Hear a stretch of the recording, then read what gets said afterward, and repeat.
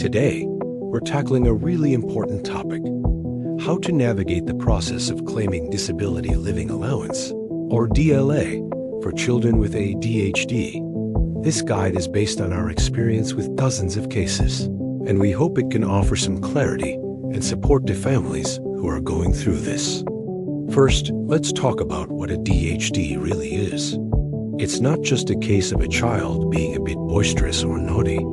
Attention deficit hyperactivity disorder is a genuine and often profoundly disabling medical condition. It primarily affects children, and it's something they have no control over.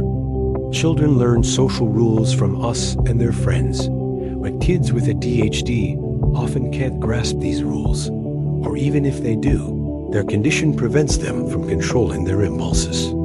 The symptoms can vary hugely from one child to another, but they are persistent. We're talking about things like intense temper tantrums that can lead to breaking things, or even physical aggression toward siblings, friends, and yes, even parents. It can be incredibly difficult and heartbreaking to manage. You might also see verbal aggression. It's as common for children with ADHD to pick up and use strong language from a very young age, often directed at family members. It's not a reflection of your parenting. It's a symptom of the disorder. Interestingly, this behavior might be less frequent at school. The structured environment and the lack of an emotional connection with teachers can sometimes have a restraining effect. But at home, where you have that deep emotional bond, it's a completely different story. One of the biggest challenges is that children with ADHD struggle to follow instructions. A simple no to a request for sweets can escalate into a full-blown, often violent tantrum. It's not about defiance in the way we usually think of it. It's about an inability to regulate their emotional response.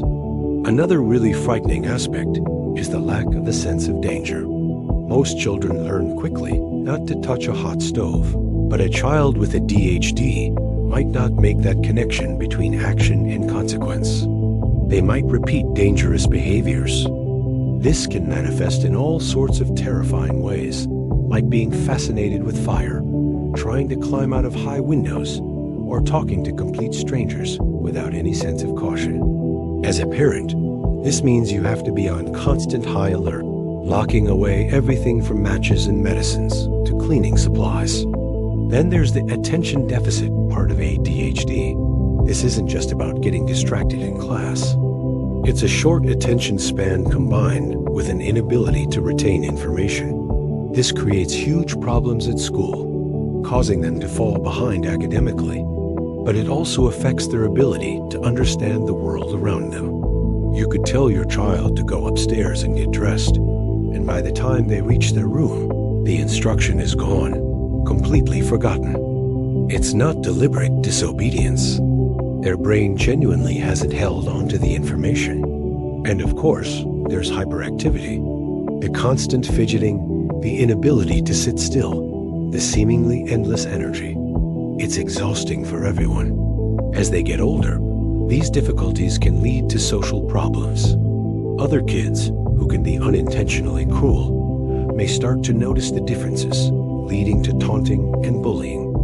This can trigger more of that verbal or physical aggression we talked about, sometimes leading to unfair punishment at school, like suspension or even exclusion. This social isolation can be very painful. An older child with ADHD might gravitate towards playing with much younger children because they find it easier to relate to them. They start to realize they're different, but they don't have the capacity to understand why or how to change it. This builds up so much internal frustration and anger, which often explodes in the one place they feel safe, at home, with you. So, when you're preparing a DLA claim, you need to paint a full and honest picture of your daily reality. This isn't just about what happens during the day. Nighttime can be just as challenging. Getting a child with ADHD to bed can be a 2-hour battle every single night. And once they are in bed, they often have different sleep patterns.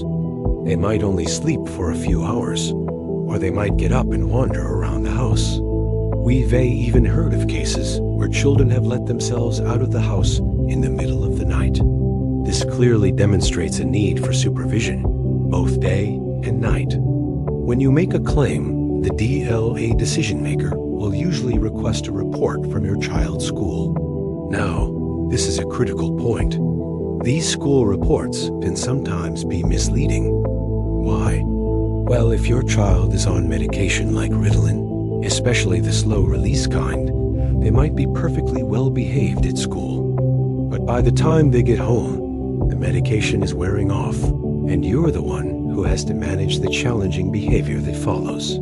It is vital that you explain this in your claim. Detail the before and after effect of the medication. It's also important to know that ADHD often doesn't travel alone. It can be comorbid with other conditions like dyslexia, dyspraxia, or even traits of autism.